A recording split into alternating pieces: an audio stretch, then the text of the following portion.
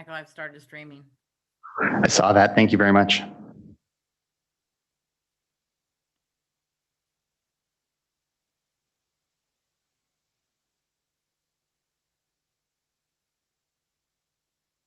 I've started streaming. I saw that. Thank you very much.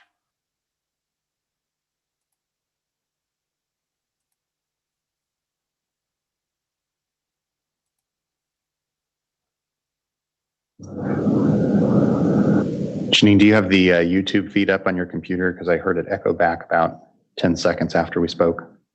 Yeah, I did. I just turned it off.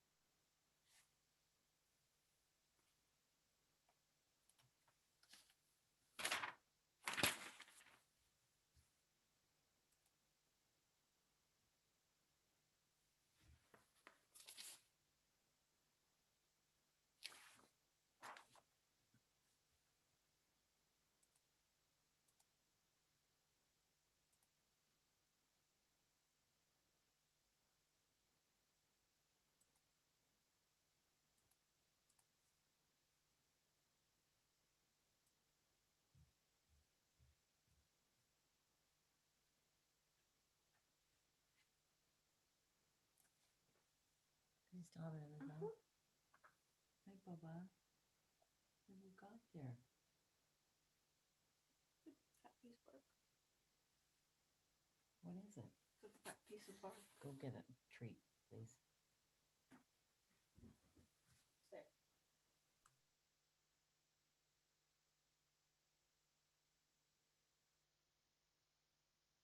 And Janine, did you see that Vice Chair Diadamo has joined? If you can elevate her to co-host.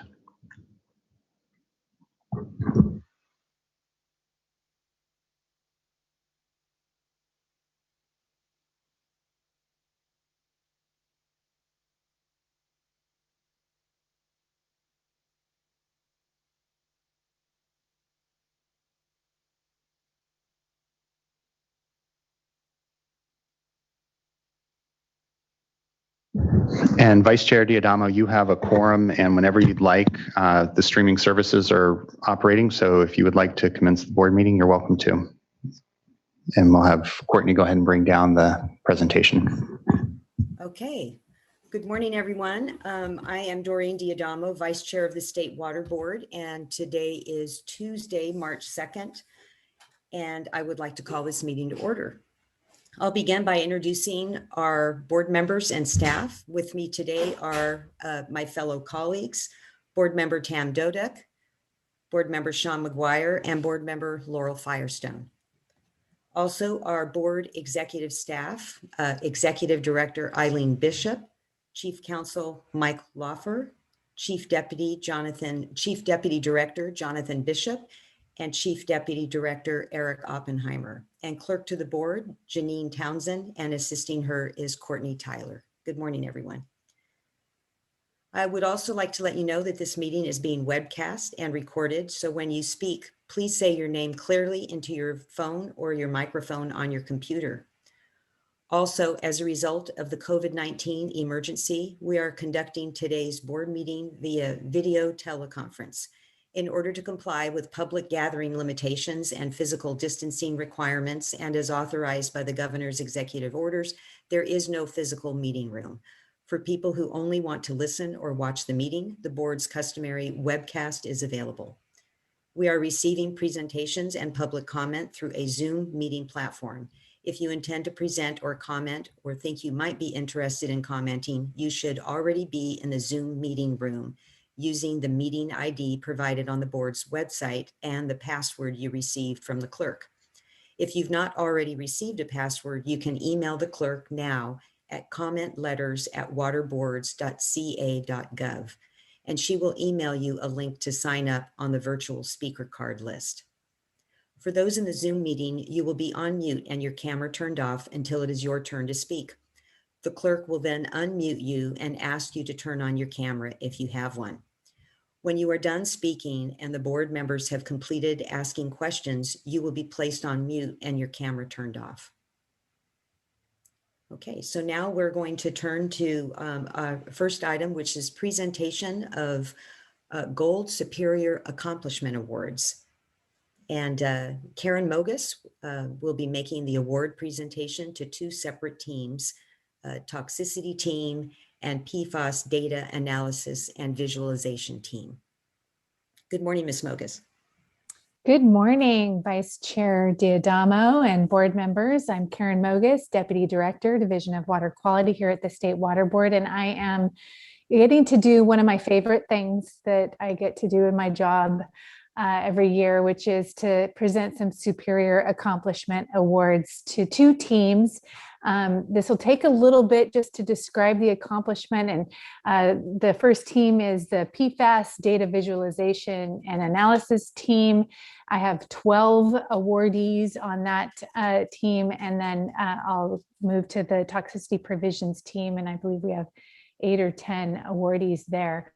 I'm hoping that those who are on the team can make their videos available. We will not be able to have remarks from all the team members, but I do have a note to mention about all of the team members. So starting with PFAS, the data analysis and visualization team consists of staff from 2 state board divisions, as well as our San Francisco Bay Regional Water Board in a variety of program areas with a variety of expertise.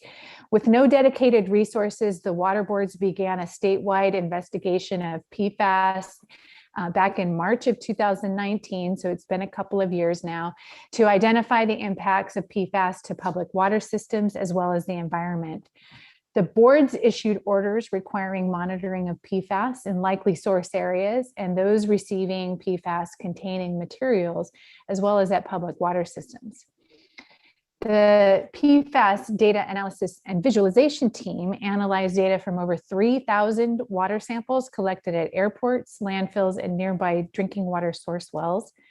And the team created visualizations, including dot plots, frequency charts, mobility plots, radial diagrams, and heat maps. Team members also analyzed the data using co-contaminant cluster maps and fingerprinting, which may lead to development of a machine learning tool that will enable regulators and water system managers to be more proactive in managing drinking water resources to protect public health from contaminants such as PFAS.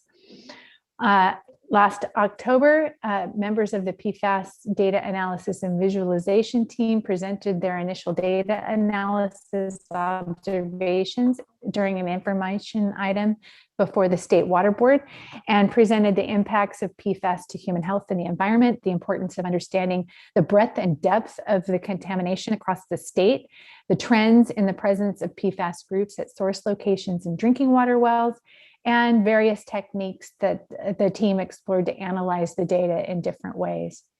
The presentation was very informative and well received both by the board as well as the audience. And I encourage anyone interested to visit the board's YouTube channel to view the presentation if you haven't already seen it. And thanks to the dedication of the PFAS data analysis team, California is highlighted as a nationwide example for its aggressive investigation into sources and fate of PFAS chemicals. So with that, I'll move to acknowledging our team members, starting with Wendy Link. Wendy is a senior engineering geologist specialist. She was the staff presenter that led the data analysis team efforts and was the point person bringing the group together to share their findings to the board back at the end of last year. Erica Calve is now a senior engineering geologist, also staff presenter, who contributed her expertise to the team on PFAS chemistry and data interpretation.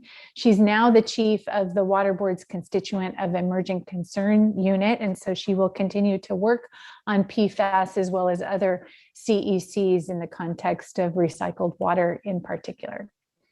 William Martin is an engineering geologist who led the analysis and visualization of the airport data, the PFAS data that we collected from airports. Joshua Munn, also an engineering geologist, led the analysis and visualization of the PFAS data from landfills. Sarah Beth George, also engineering geologist with the San Francisco Bay Regional Board, created and presented a data analysis tool based on a predictive modeling and fingerprinting of PFAS and their co-contaminants. And then Jacob Mendoza, a staff services analyst, supported the team with visual design of the Water Board's PFAS website. Richard Nelson, a scientific aide, supported the team in the creation of graphics and GIS work products. Also a scientific aide, Rebecca Greiner, supported the team in the upload and organization of the data within GeoTracker, our groundwater data system. Jim Schroeder, an engineering student, supported the team with creation of graphics and GIS work products. With the exception of Sarah Beth George, all of those folks are in the Division of Water Quality. Moving on to staff from the Division of Drinking Water, this was an excellent partnership across divisions and regional board members or staff people. We have Rassam Zargami, a water resources control engineer who created interactive maps of drinking water data results along with trend analysis graphs. Payman Alemi, also water resources control engineer in Division of Drinking Water, created interactive maps and trend graphs of PFAS in drinking water. And Wes Steiringer, an environmental scientist, developed GIS tools and data analysis used in the generation of the general orders that were sent by the Division of Drinking Water. So please welcome me in congratulating all 12 of these staff members across the water boards that came together to present an excellent visualization and analysis of the PFAS data. So thank you. I wish I had a clap track that I could go to, although it probably would get screwed up and make all kinds of funny noises. So won't go there, but thank you to the team for their great efforts. Moving on to the toxicity team, I'm going to give you a little bit of background. This is one of the projects that took a very long time to get over the finish line, upwards of about 17 years. So going way back to 2003, in response to petitions of 2 Los Angeles Regional Water Board NPDES permits, the State Water Board directed staff to evaluate whether numeric effluent limitations for aquatic toxicity were appropriate for NPDES permits in California, and if so, to establish statewide regulations. Staff did determine that numeric effluent limitations were appropriate and began developing regulations, the first iteration of which was presented to the State Water Board in 2010. Stakeholder concerns with the proposed regulations prompted additional State Water Board direction to evaluate potential impacts of the proposed regulations, among other technical issues. And so staff returned to the State Water Board with a second proposal in 2012, which also was not adopted at that time. Then staff turnover and changes in policy direction delayed release of the third iteration of the regulations until 2018. At which point the regulations, now dubbed the Toxicity Provisions, became the Division of Water Quality's highest priority, and we launched a concerted effort to get them adopted.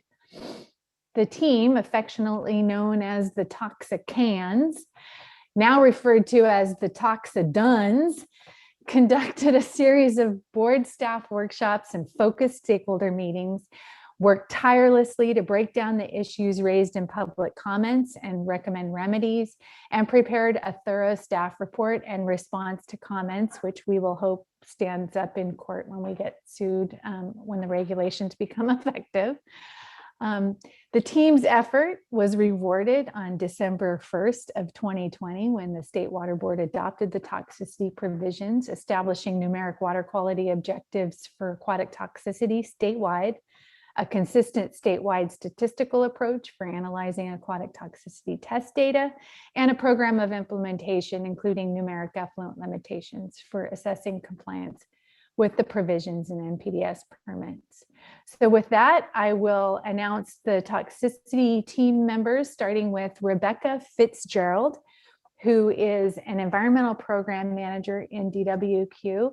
She took over DWQ standards and assessment section in 2017, inheriting the Toxicity Provisions project from many of you will remember Rick Rasmussen, who retired in 2017. Rebecca got up to speed quickly and led the team to success with both grace and perseverance. She was awesome. And we have Richard Brewer, also an environmental program manager with DWQ, who provided technical guidance and membership to the Toxicans and actually came up with their catchy name, and really provided cheerleading and great mentorship to the new staff who came on board.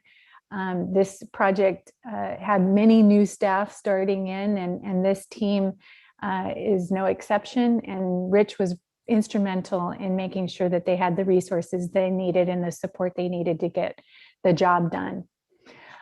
Zane Paulson is a senior environmental scientist with DWQ who supervised the team and managed the overall project through multiple iterations of the provisions and staff report and preparing the response to comments. Being the senior ES, he also was responsible for getting orienting new staff to the project. I didn't ask Zane how many new staff he brought onto this project, but it was several. He was always generous in correcting me when I got a fact wrong or needed help with the details, which he kept in his head and ready for response when needed. Zane was great. Then Elizabeth Barrett, who is an attorney 3 with our Office of Chief Counsel, was the primary author of the provisions and amazingly kept track of versions and comments throughout the process using SharePoint. SharePoint got unstable a few times. We had some dicey moments where we weren't sure which version we were working with and who had what, but Elizabeth kept us on point. Her strong grasp of difficult statistical and scientific concepts and attention to detail and persistence over the last several years was critical in finalizing the complex and generally unpopular rulemaking. John Wheeler is an environmental scientist who kept the team organized, making sure decisions and action items were documented and attended to, and that the review of the response to comments kept moving. John also conducted a lot of research to support recommendations for the board. He's also teamed up with Rich Brewer and Katie Fong to be the lead on the study that was called for as in the adopting resolution for the toxicity provisions. So you'll see more of John here shortly when he's presenting some of the work that we're doing on the toxicity study. Then we have Katie Fong, an environmental scientist with DWQ, who also conducted a lot of research to support recommendations to the board. And she was also the lead in developing multiple iterations of presentations for the variety of audiences that the team met with. Jacob Iverson, and also environmental scientist with DWQ, researched many topics and became the team go-to for all queries of the SWRCB database to ground truth data questions as they arose and support the analysis in the staff report. I do want to make a shout out quickly to Renan Waregi, who also supported the team in all of the queries of the SWRCB database and gave sort of some background expertise in NPDES permitting along the way. Then we have Steve Camacho, environmental scientist with DWQ, who also provided research support to the team, as well as writing responses to comments and editing and working in the background to make sure the team was successful. And finally, I want to recognize Brian Ogg, an environmental scientist with the Office of Information Management and Analysis. Before leaving the project in DWQ to join the OWIMA team, Brian was the lead project manager and worked extensively on the earlier iterations of the provisions. He was one among several staff who worked on the project over the years. He has remained here with the water boards, thankfully, and provided assistance as we got it over the finish line. So wanted to make sure we recognized Brian Ogg as well. And as I mentioned, there's many, many more people who were involved in this project that made it happen and helped support getting it over the finish line over the years. We met just after in December to kind of have a reunion of those staff. It was quite enjoyable. But at any rate, please join me in congratulating the Toxidons team, who just did a fabulous job of getting this complex project over the finish line. And now they're working to develop some training and get it implemented. So thank you so much to all of the team members, and I'll give a virtual clap to the team. And thank you for your time this morning, board members, and listening to my long description of both of these teams. But I think it was well worth the time to recognize a couple of really big jobs well done. Absolutely. And thank you also, Ms. Mogus, for your work in both of these areas, and for choosing to bring the group before us. Thank you all for taking the time out of your schedules to join us this morning. It's great to see you all. And I'll just say that these are two areas so different, but, you know, on PFAS, using being smart about utilizing our very limited resources as we gather this information that we need as a board to make some important decisions going forward, but the public also needs. And so pulling it together in a way that is transparent and available to the public is just truly appreciated. And then, of course, the Toxicans, the Toxidons, just being at many of those meetings, and really want to thank you for that heavy lift toward the end. And of course, the work is not finished, because as Ms. Mogus said, we're now in implementation, and then moving forward, you know, on continuing work in this area, and also with the regional boards. So thank you again so much, and congratulations for all of your work.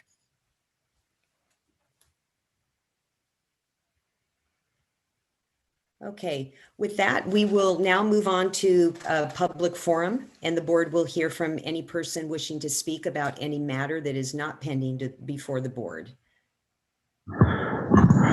And Vice Chair Diadamo, we have a number of public speakers, the first of which, and for folks who are following along, they should be able to look on the actually, the feed is not going up. Instead, you're seeing me. You'll see a scroll that indicates who the upcoming speakers are. And today we're going to start with Katherine Perea. Ms. Perea, you'll be asked to unmute, and if you'd like to go ahead and turn on your camera.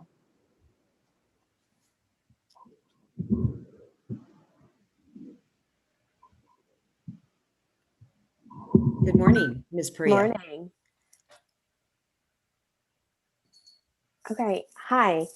Good morning, Vice Chair Diadamo and board members. My name is Katherine Perea. I'm a first-year history major studying at Humboldt State University, and I was raised in Stockton. I'm also a climate intern with Restore the Delta.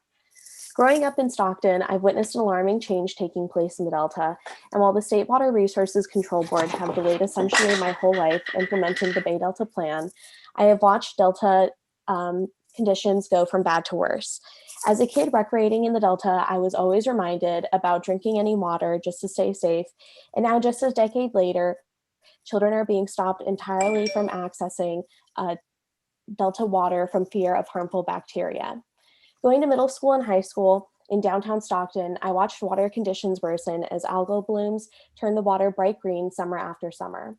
Ensuring that our Bay Delta water is both safe and accessible for the families of this community should be a top priority. Similarly to other more affluent areas in California, the people of this community deserve well-maintained spaces to recreate without fear of illness. I'm concerned that the State Water Resources Control Board is being neglectful of ensuring access to clean waterways so that future generations may be able to enjoy our beautiful Bay Delta. So today I am asking you to move forward with finishing the Bay Delta plan so we can improve water flows. This past summer, the harmful algal blooms turned Stockton waterways toxic. Toxic algal blooms are a threat to dogs, small children, people who want to fish, swim, or recreate in the Delta. And I would like to ask, what does it say to our youth community that nothing is being done to make water conditions better? That we don't deserve clean, normal rivers like people who in more affluent waters in California have. It's not just that we have problems accessing the waterways safely in the Delta. Once you go in the water, it's not safe, but filled with pollution and algal bloop that makes you ill.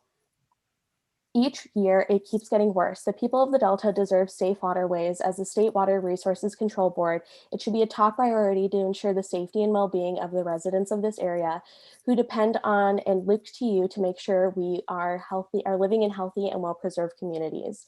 We need you to do better and set better flow standards and enforce better quality standards for the Delta. Thank you for allowing me to comment. Thank you, Ms. Perea. Next, we have, I'm looking at the list here. It's Natalie Barraza. And Ms. Barraza, you'll have an opportunity to pick on your camera and you should be unmuted at this point. Hello, good morning. Good morning, Vice Chair D'Amato and board members. My name is Natalie Barraza. I'm a first-year student studying structural engineering at the University of California, San Diego. I was born and raised in Stockton, and I am currently studying from home. I am a climate and water intern with Restore the Delta, and I have been volunteering for them for many years. I am speaking here today to ask that you please move forward with finishing the Bay Delta plan and stop waiting for others who don't live in the Delta to make decisions about the Delta's water quality conditions. Our fisheries are crashing, and the water quality is getting more toxic and harmful for the communities in the Delta and for the animals that live in the water. About 120 years ago, millions of pounds of salmon were canned every year in the Delta, and around the same time, redlining practices began in Stockton. For us, there is a parallel. Redlining has led to about a third of the people living in my city at the bottom 95 percentile for environmental health, meaning this specific community has more air pollution and toxins in the water than the rest of the Delta. I've always lived in South Stockton, where there were days that I would not be able to go to school because of how terrible the air quality was and how I needed to stay inside most days to not inhale the air that was just outside my front door. South and Central Stockton has suffered in the midst of the Delta deteriorating, and the livelihood of hundreds who live in this area are being harmed by the environmental and economic damage that has occurred in the Delta. Throughout the years, water management practices have decimated our salmon runs, which is part of the environmental legacy of the Delta. These salmon should still be there for our communities. Fish in the Delta need cold, clean water, and the people need the same. The fish and the people are currently living surrounded by toxic algal blooms and pollution that can make you ill. 2 years ago, this board voted to improve water conditions in the Delta, but those who want the water are controlling the process, just like poor environmental health conditions continue as a result of redlining. Conditions in the Delta water and in Stockton are getting worse every year, and we need your help solving this problem. Our community deserves a healthy environment and fisheries, just like other communities have in other parts of the state and other parts in the country. For us to have less than that is wrong. We need you to do better and set better standards and enforce better water quality standards for the Delta. Thank you for the chance to speak and for allowing me to comment. Thank you, Ms. Barraza. And next up is Nicolo Lakic.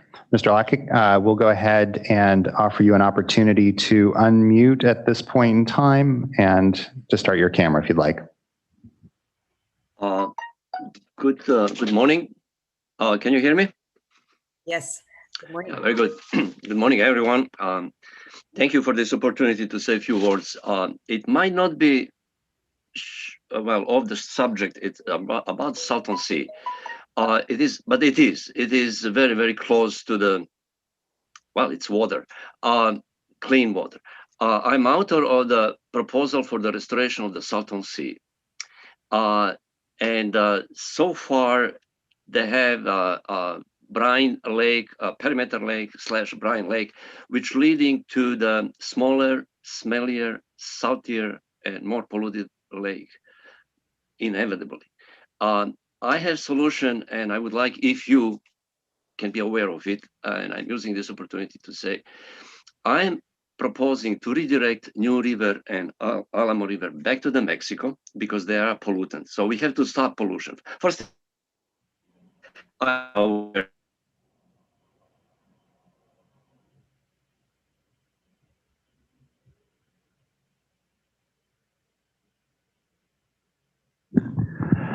So, Mr. Lakic, we seem to have lost the connection. I'm going to offer you the opportunity and actually what we'll do is we'll go ahead and turn off your camera and see if we can proceed just with video, or pardon me, just with audio, which takes up a little less bandwidth.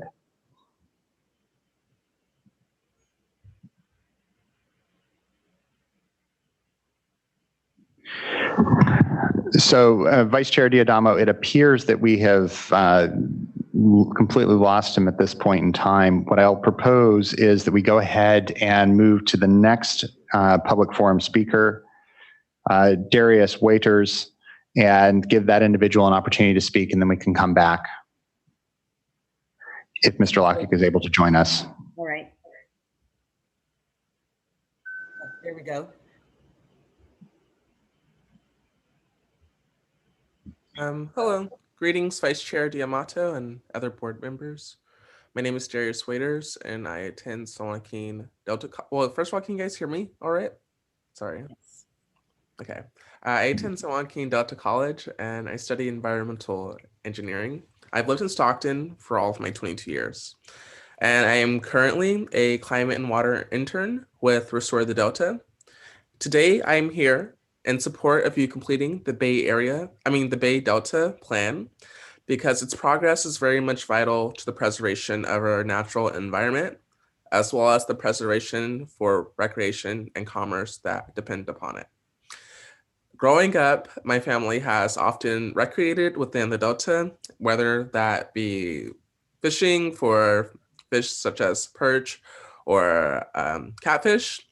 And fishing was a habitual and traditional practice for my family, particularly my father and I. Unfortunately, this tradition could not perpetuate because out of concern for the health of his family, my father chose to discontinue having us recreate upon the Delta because it was not safe for us to do so. The harmful algal blooms that are riddled throughout the waters physically made boating through them very difficult, as well as the poison and pollution that they brought to the environment, making it threatening to small children and dogs, as well as people that may physically interact with the waters. And the pollution present in the water greatly increases over time, and making it more and more unsafe for individuals to recreate in over the years. People that dwell within the Delta very much deserve to be able to enjoy their own environment, as well as use of fisheries. And I believe that I deserve these abilities as well. And that is why I'm here today supporting the Bay Delta plan, because you all agreed 2 years ago to move forward with this and to provide more water flow for our environment and to decrease the pollution that is currently within our environment. Thank you for allowing me to comment today. This concludes my statement. Thank you, Mr. Waiters, and thanks to all the students that have taken time out of their schedules from studying to also advocate. And we just appreciate you taking the time to appear before us today, and good luck with your studies. All right, now we'll go back to you, Mr. Lockett. Thank you. Can you hear me? Yes. Can you hear me now? Hello? Yes. Oh, thank you again for the opportunity. Salton Sea is big problem. The lake, with current course of action, the lake will be smaller, smellier, saltier, and more polluted. I proposal a radical change, and I'm graduate engineer architect. I work on this 12 years. I have very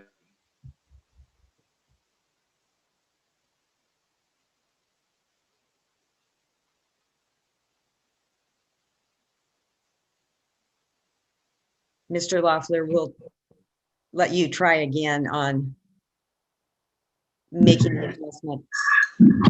Yeah, we'll take a quick crack and see if we can stop his video and give him a chance to just come through on audio. Mr. Lockett, it's unclear if you're still able to hear us at all. But in the invitation that Ms. Townsend sent you, there is also a phone number. And if you'd like, you could go ahead and call in using that particular option. And then we would just rely on your audio feed. That tends to be a little bit more stable if you have at least cell phone or home coverage. What I would propose, since we've now had Mr. Lockett attempt twice to join us for this session, is if he doesn't come back right away, we could at least move to the minutes and then try to give him an opportunity before we move into the action items. Sounds good. So, Mr. Lockett, are you able to hear us at all at this point? We know we've stopped your video, but theoretically your audio is still available. Yes, I can hear you. Can you hear me? Yes, we can. So if you would like, you can go ahead and continue your presentation. We'll keep your camera down, and that should help with some of the connection issues. Sure. Okay, no problem. So the salton is very big problem, and I have solution for it. What is solution? Well, the lake is 220 feet lower than ocean, and it means does not have outflow. It has inflow. It has New River, Alamo River, has white water. They're mostly runoff water from nearby farmland. They're contaminated with pesticides, with fertilizer, and other pollutants. So what I am, and we're losing by evaporation about 6-7 vertical feet every year. So lake will be smaller, smellier, saltier, more polluted every year. Now, after quantification settlement agreement, we have about 1/3 less water from Colorado River. So that will increase. We are facing environmental disaster. It's catastrophe. It's coming. Will be toxic dust storm. So what I'm proposing is to divide lake on 3 sections with 2-lane roads. By the way, my proposal is under review by the state at this very moment. I hope will be accepted, but very few people knows about that. And since you are expert in environmentalist engineers relevant to the subject, I would like to let you know, to inform you about the existence of it. I'm proposing to redirect New River and Alamo River back to the Mexico. They will be happy to have it, to refill Laguna Salada nearby and reestablish flow to the Gulf of California, Sea of Cortez, in return to give us corridor with pipeline 48 inches with service road to fill central part of the lake, not just lake. We have to divide lake first on 3 sections: north, small; south, a little bit bigger; and huge central sections. North and south will be enough. We can cover that with quantification to be in harmony with quantification settlement agreement. Will be less than 500,000 acres feet, enough. Central part, we don't need to worry anymore. Now we can bring seawater from the ocean. Now I'm using special design, using gravity, vertical circulation. Since we don't have natural circulation, what I'm doing is salty water has high density and has tendency to go to the bottom. I'm taking that brine from the bottom and I'm putting that in my design, geothermal power plant with completely closed loop system. There's many boilers, will be many power plants. So I'm taking high salinity water into boilers, producing electricity, and have byproduct potable water and brine, which can be used for extraction of lithium. So I'm bringing from ocean less salty water. So I'm taking high salinity out and bringing less salty water. So we can equalize salinity of the lake with salinity of the ocean in a few, 2, 3, 4, 5 years. Then we can condition for tourism. We can have wildlife sanctuary north with mangrove tree and birds and few islands. We can divide lake with 2-lane roads. With every few miles will be pier, restaurant. It will be attraction. It would be like Disneyland. What we have right now is horrible. I am proposing, and I hope it will be accepted now. I don't know how much time I have. I would need 2 hours to explain you how to harness geothermal energy, how to produce lithium, how to import seawater. And I'm author of the inventor of new system for pipeline that in downhill routes generate electricity. That electricity can be used for horizontal and uphill route. I'm proposing from Long Beach 1 corridor and 1 from Sea of Cortez. Why? Because we want to get rid of New River and Alamo River back. I just don't want to give them for free because they're charging $50 million for 1 million acres feet of seawater. So by giving them New River and Alamo River, in return to get corridor to import seawater. In that ways, we save 50 millions a year. And that corridor can bring about 1 million acres feet, 48 inches pipeline only. Another corridor from Long Beach We had to overcome elevation about 2,700 feet. I'm using pipeline as a Mr. Loffler? foundation. Mr. Lockett? Okay, thank you very much for sharing some information with us today about the proposal that it sounds like you have presented it to the Resources Agency, and thank you for informing us of the proposal. We appreciate the time that you've taken. Thank you very much for Thank giving me you. that opportunity.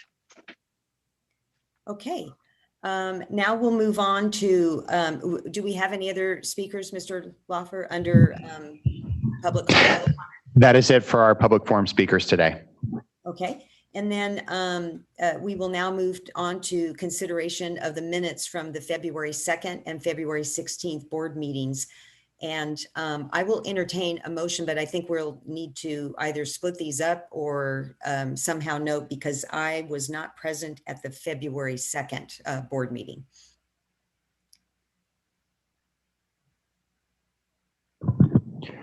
It would be better to proceed by two separate motions at this point.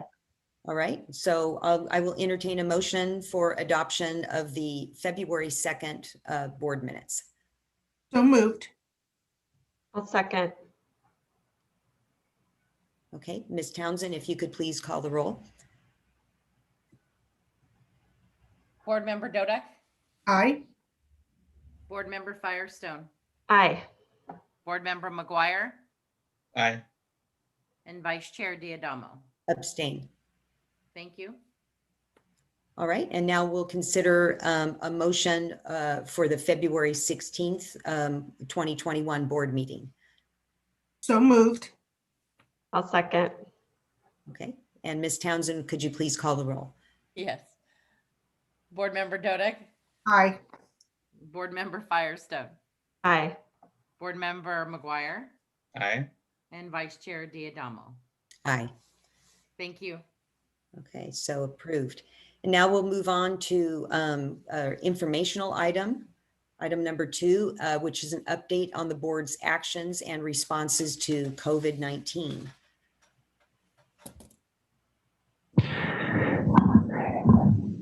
And Vice Chair Diadamo, I believe that there was not going to be any update today. It's been a relatively smooth month. And so I believe we're going to pass on item number 2. Okay. And I'll alert you when we get to item number 3, which was on the consent calendar, I believe. We do have one speaker who is listed as only if necessary. And so for the board's pleasure, you have a choice. You can have a staff presentation, or we could ask the individual if he or she would like to address the board on the item at all. Okay, well, let's just pull up item 3, which is consideration of proposed resolution delegating authorities to administer funding for fish consumption health warnings. So again, this is to administer funding. Who was the person that signed up if needed? The individual is identified as Rocket Friend, or perhaps I'm pronouncing the last name. I'm going to give you an opportunity to unmute, and would you like to address the board on this item? Otherwise, the board would move the item on its consent calendar.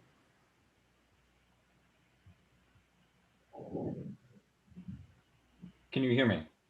Yes. All right, thank you. My name is Rocket Friend. I am attending California State University Channel Islands, and my major is in environmental science. And my question was more or less on what kind of development or planning do you have on to improve the management of fish consumption?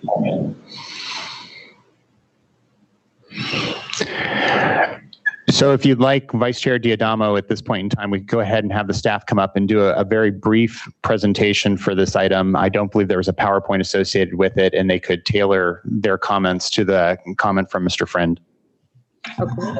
And so we have Ms. Loudon, well, the whole team. So let's see.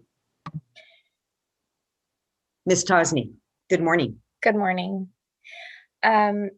Good morning, Vice Chair Diadamo and board members. Really, this is a fairly straightforward item It's in regard to a new funding program to help health officers meet new requirements to post fish consumption health warnings in areas where contaminated fish or shellfish may be caught.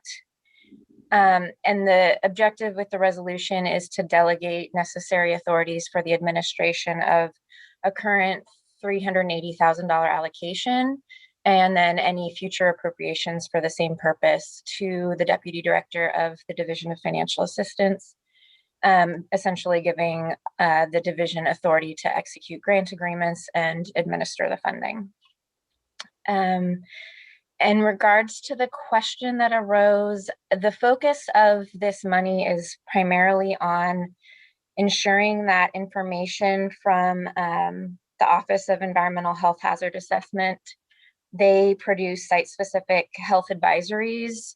And the objective here is to ensure that the information from those advisories is put out into the public and displayed prominently in areas where fishing of contaminated fish is likely to occur. So that's really the focus of the funding, and I am happy to respond to anything else more specific. All right. Thank you, Ms. Tosme. Mr. Friend, did you have anything else to say? No, that is all. Thank you. Right. Well, thank you for your participation here. So I will now entertain a motion for item number 3, the draft resolution. I'll move to adopt item 3. I'll second. Okay, Ms. Townsend, would you please call the roll? Yes. Board Member McGuire. Aye. Board Member Firestone. Aye. Board Member Dodick. Aye. Vice Chair Diadamo. Aye. Thank you. Okay. With that, item number 3 is approved. And now we'll move on to item number 4, informational item, which is a proposed notification and response levels for, I'm not even going to attempt to say this, PFBS. So Mr. Polhemus, maybe you can help me out here so that the public is aware of how to say this. And this is a presentation that you will be providing. Yes, thank you, Vice Chair Diadamo. Fellow board members, this morning we are presenting the first of its kind, where we're following a new procedure, bringing notification levels as information items to the board per new statutes effective January this year. This is the first one. I'm not going to attempt to pronounce it either. I'm going to say PFBS. It is one of the PFAS compounds that we face here in California, found prevalently throughout the state. And it's one of the, as you recall, PFOA and PFOS are 2 that had notification levels previously issued by the Division of Drinking Water here in California, and it's being addressed throughout the nation. There were 7 others that we had found in our testing. This is one of those. We had requested OEA provide recommendations for other notification levels. And with that, we'll do the presentation and explain how we got here and what's going on. So if I may call for the PowerPoint, I'll introduce our speakers today. So giving the presentation will be Dr. Eric Migolino. I always got to get my mouth right when I'm saying his name. My apologies, Eric. And then Dr. Vince Cogliano and Elaine Kahn will be doing the presentation, and then I will conclude at the end. So Eric, it's all yours.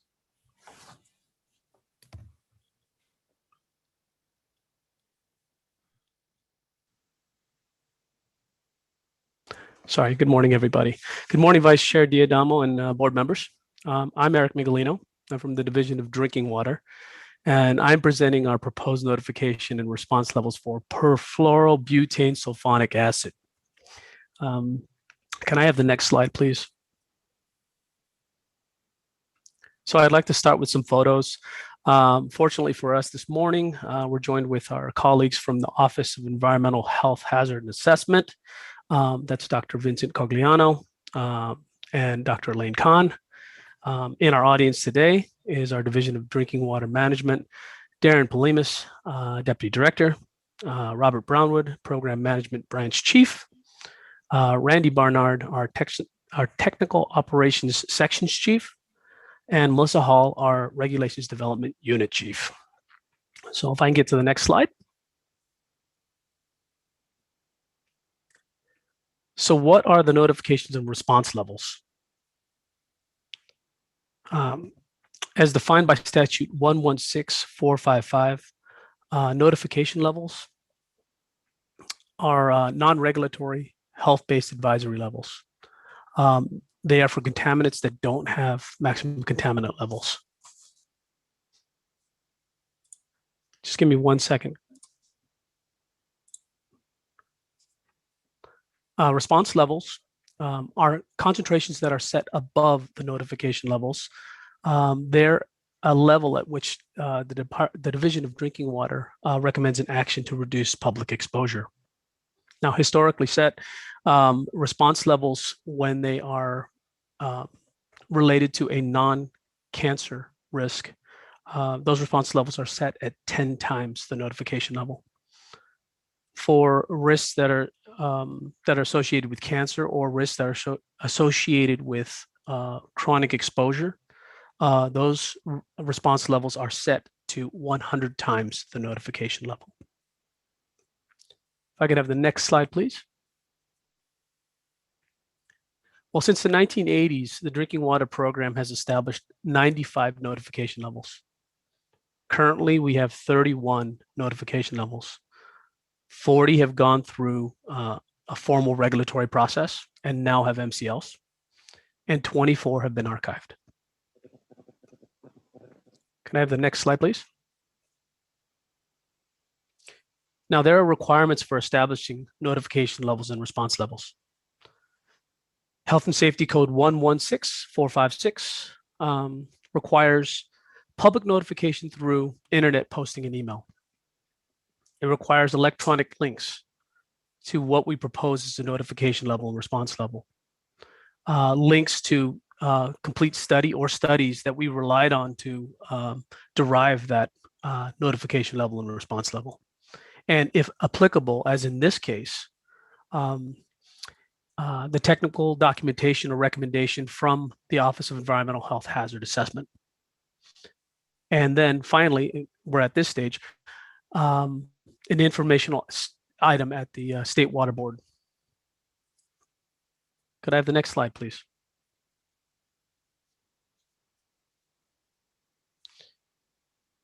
So this is just a timeline to demonstrate our progress in this process.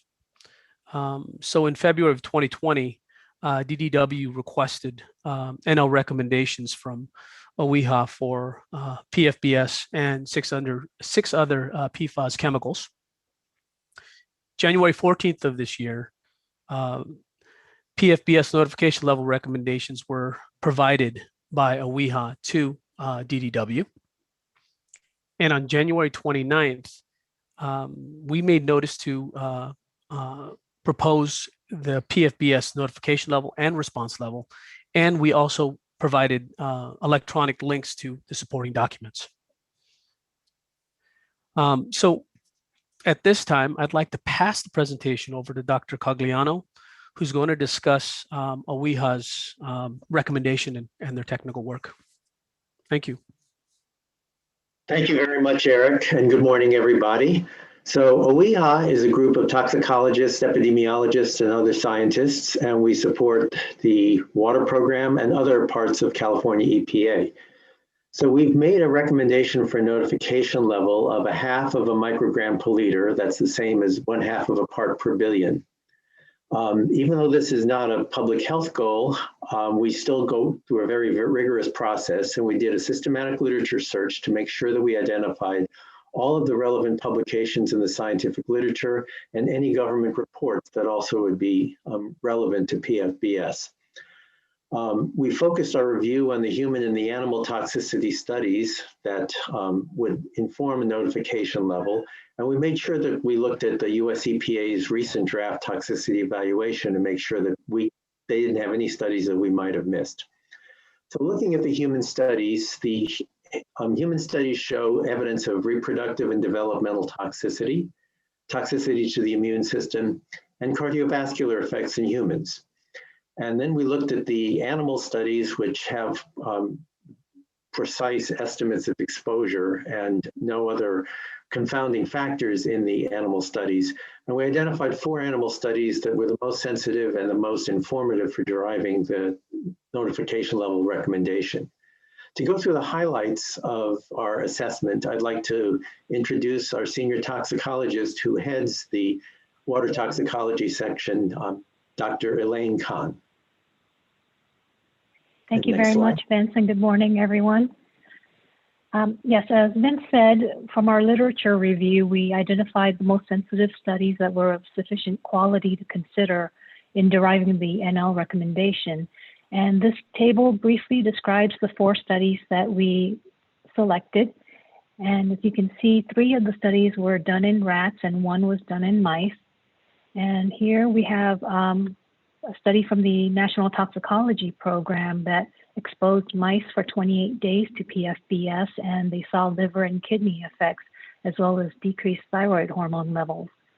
And in a study by Leader et al., who exposed rats to PFBS for 90 days, they reported kidney effects. And in another study by that group, rats that were exposed for 2 generations, which means rats were exposed prior to mating and throughout mating and through gestation till the dams gave birth. And then those pups were also exposed until they themselves gave birth. And they saw kidney and liver effects in both generations, as well as sperm effects in both generations. And finally, in a study by Feng et al. In mice, which were exposed to PFBS during gestation days 1 through 20, they noticed decreased thyroid hormone levels in both the dams and the pups.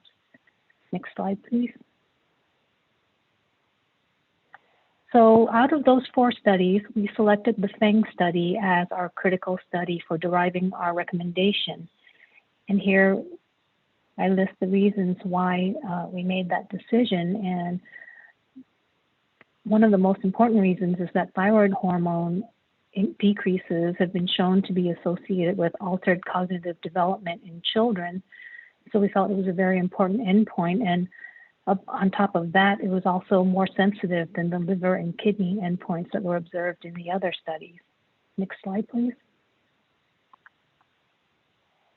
So after selecting the critical study, we derived an acceptable daily dose, which is an estimated daily dose that can be consumed by humans for an entire lifetime without toxic effects.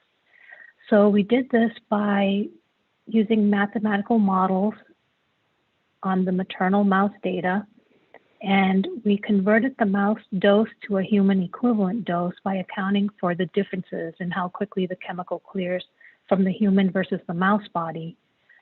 And in addition to that, we also applied factors that can account for variability and uncertainty when you're going from animal data to humans. And so here's a breakdown of the factors that were applied.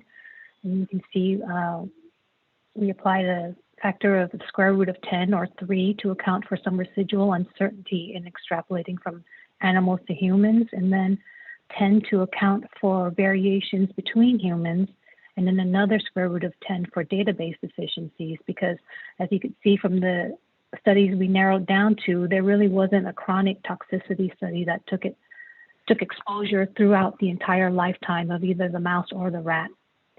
Next slide, please. So once we had the acceptable daily dose, we had to convert that back to a drinking water concentration. And in order to do that, one of the things is we have to apply a relative source contribution, and this accounts for exposures from all sources in addition to drinking water. And because we don't really have data to tell us how much exposure comes from non-water sources, such as consumer products or household dust, we went with the default of 20%. And after applying that, we also need to figure out, well, how much water do people drink? And in this case, we decided to apply the drinking water intake rate for infants 0 to 6 months of age. And this is because infants have a much lower store of thyroid hormone, less than a day's worth, compared to adults who can have several weeks worth of thyroid hormone reserves. And in addition to that, infants have higher exposure to drinking water when they are fed reconstituted formula, so they consume much more water on a body weight basis than adults. Next slide, please. So in the end, we ended up with a notification level recommendation of 0.5 parts per billion or 0.5 micrograms per liter. And here's a table comparing numbers from other states. And you can see our number is in line with other states that have used thyroid toxicity as the endpoint. And you can see that there are other states that use kidney toxicity, which, as I mentioned earlier, was less sensitive. And so it makes sense that those numbers are a bit higher. And some of the differences also come from the way they do their calculations and what assumptions and parameters are used in the calculations. And so you can see, at least with the kidney toxicity, there is a wide range, but with the ones that use thyroid toxicity, our numbers are very close. And so with that, I will end my presentation and turn it back over to Darren or Eric.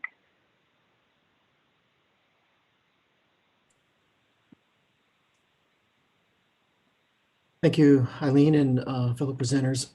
So to conclude, the division is proposing to make the NL recommendations in line with OEHA's recommendation. So proposing an NL for PFBS of 0.5 parts per billion, and then establishing the response level at 5 parts per billion or 10 times the notification level.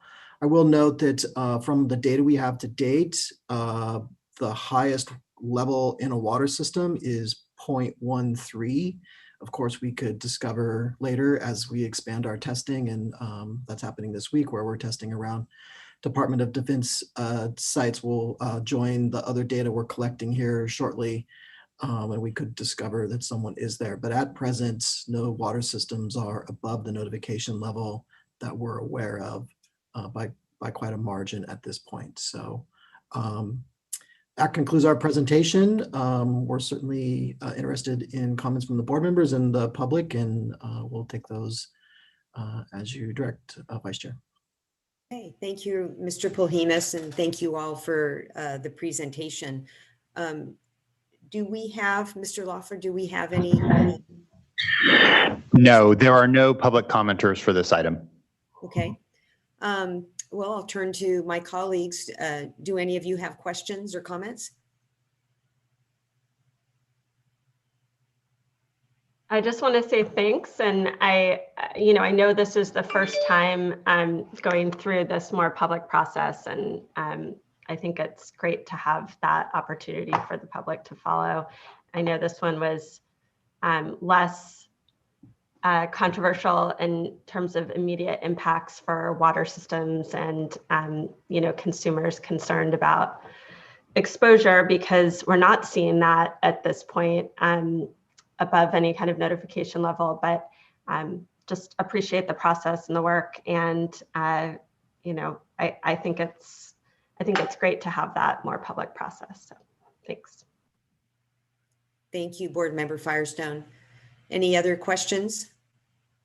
Yeah, just echo those comments, and thank you for all the work and just being proactive in establishing, providing these recommendations for the notification and response level quickly.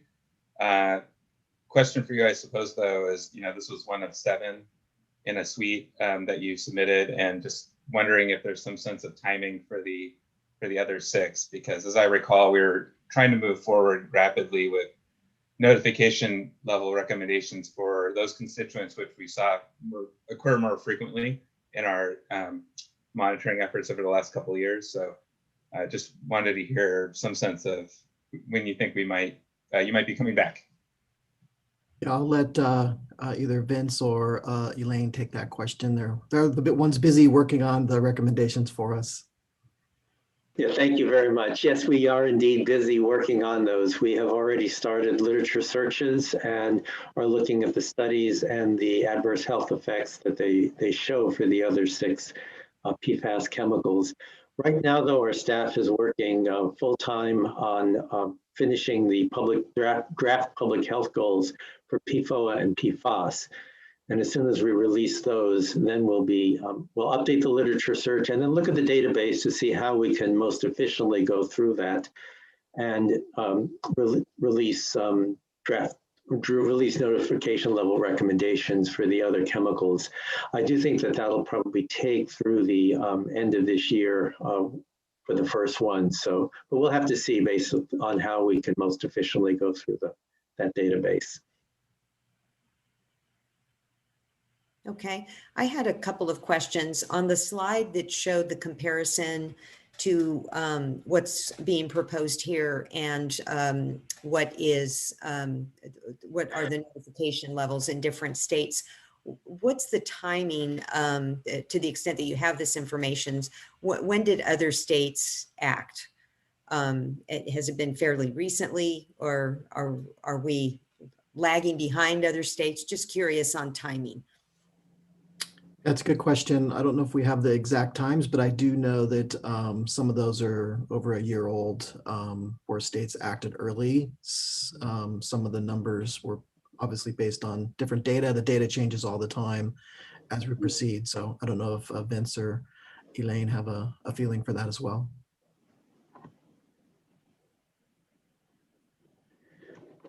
Okay. I'm sorry, that's not the way I remember the data, the exact times. I will note, though, that a couple of the other states did do it on the thyroid effects, and some did it on the kidney effects. And California was among the group of states that looked at the thyroid effects, which we believe are the most sensitive and give you the best notification level for PFBS.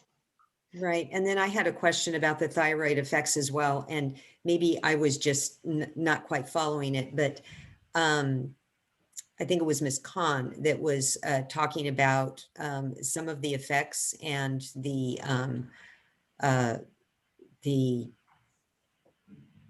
correlation to brain development.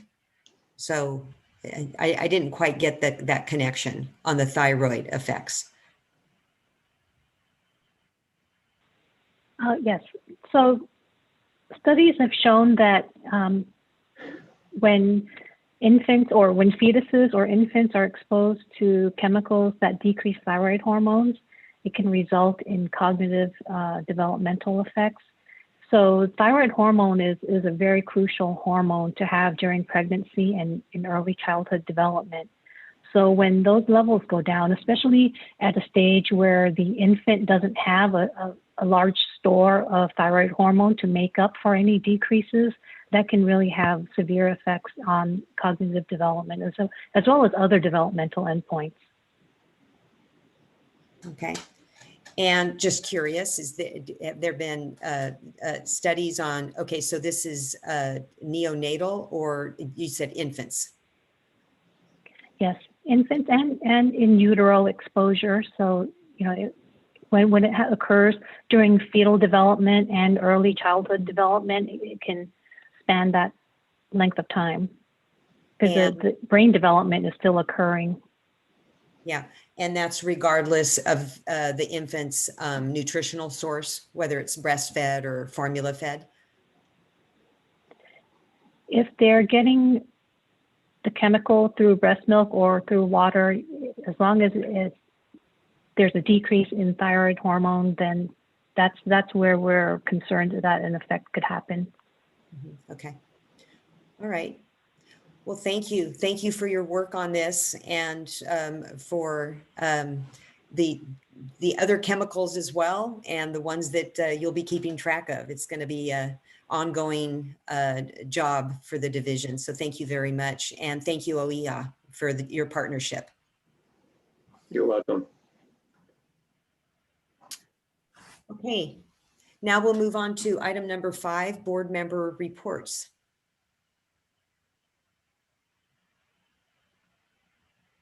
Do we have any reports from any of the board members? I can just mention that, you know, we're continuing to look at hopefully about getting the funding from the federal government on COVID relief for financial impacts for households, and still don't have final information from the feds on what that looks like or even how much money we'll get, but are doing a lot of continued conversations about what priorities and how it would be best administered at the state. So, you know, I think it's just wanted to continue updating that because I know it is a concern for the board, and following up on the survey results that we were able to do. Absolutely. Thank you, Board Member Firestone. Anyone else? Yeah, on the February 19th, I had the privilege of presenting at the Bay Area Clean Water Agency's annual members meeting. And so that was a good online virtual webinar. They have a great symposium, lots of very technical, great presentations that they had on a number of topics. So I enjoyed listening to some of their speakers. You know, I generally talk about areas of water quality as it relates to wastewater discharges that they may be interested in. And I realized just how much we have going on when you think about recycled water policy implementation, or direct potable reuse regulations that are under development, microplastics, nutrients, sanitary sewer general order. It actually became quite a long list of items, and so just really remarkable how much we have going on this year, and just look forward to continuing the discussions with them going forward, because they really are leaders in a number of those different areas. So just wanted to share that all with you. That's all I have. Thank you. I will quickly add that the Central Valley Regional Water Board met, and we elected Dr. Longley as its chair, and defer voting on the vice chair until its next board meeting. At their meeting, they also heard a report from something that we directed them to do, and that was in response to the petition for the Eastern San Joaquin Irrigated Lands Program. We directed them to form an external panel to review the monitoring program, and that panel did so. That panel issued their report in December and provided a verbal report to the Regional Water Board at the last board meeting. It confirmed a lot of the monitoring, the framework that was put together for the Eastern San Joaquin Coalition, and provided some recommendations as well. So one of the things I noted during the presentation was a lot of the speakers mentioned how they were a bit concerned when the state board required that, didn't know how the process would work, didn't know how it would play out, but all involved thought it would turn out to be a very positive experience that led to a good reaffirmation of the good things that were done, but also to good recommendations for moving forward. So that's it. Thank you, Board Member Dodek, and I concur, at least on a piece of their work. I was able to participate in a tour that the expert panel had, where they looked at some of the monitoring sites, and that was good participation from a number of the stakeholders that had been involved in the Irrigated Lands Program, both in Regions 5 and 3. So I found that to be quite helpful, and glad to hear about the update on the report. The only update that I have is that I was able to follow the water quality fee stakeholder meeting, and just really want to thank staff, not just for that meeting, but the other stakeholder meetings that they have for water rights and also drinking water, and thought that there was a, kind of early in the year, but always helpful to have these kickoff stakeholder meetings. That's one in a series. And then also to just note that there will be a stakeholder meeting, I believe it's on the 9th of March for you to implement the, or to start discussions about the winery general order and the fees associated with that. And that's all I had. So at this point, we'll be taking a break and then reconvening. Mr. Loffler, could you give us an update on closed session and timing? Yes, so the board will at this point recess, and then a closed session for the noticed litigation items will commence at 2 p.m. And for the board members and staff participating in that, there is a secure scheduler that has been, well, will be updated shortly with the 2 p.m. start time. Okay, very good. So we'll see you then, and thank you all. We're now in recess.